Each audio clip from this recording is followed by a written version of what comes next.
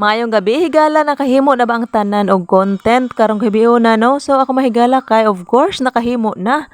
So bahalag balik-balik ako ang content no kining gakaon at least lahi-lahi ang ato ang maistorya sa ato ang content.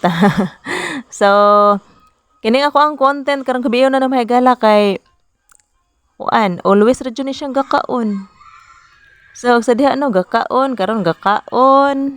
Basta sag unsa na mahigala basta kay naatay ika-upload ug dili jud absent ang ato ang ato ang mga tulumanon matag adlaw kay na daghan na ba kaayog mga task si M nga ipabuhat sa ato.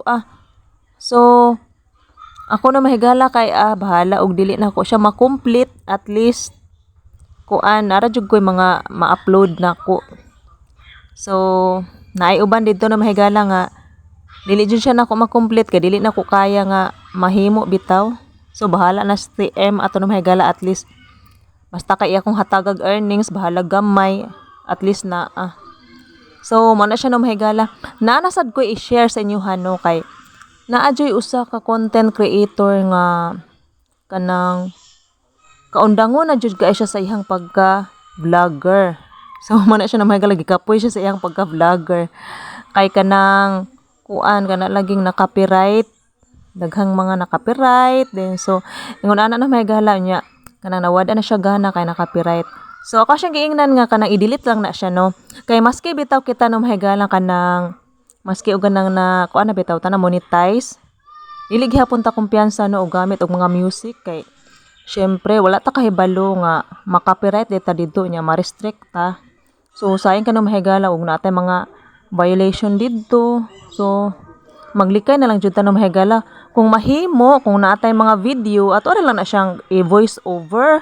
So mangita na lang tagpaagi no mahigala nga kung unsa atong ika-istorya sa ato ang long form video sa ato ang mga video.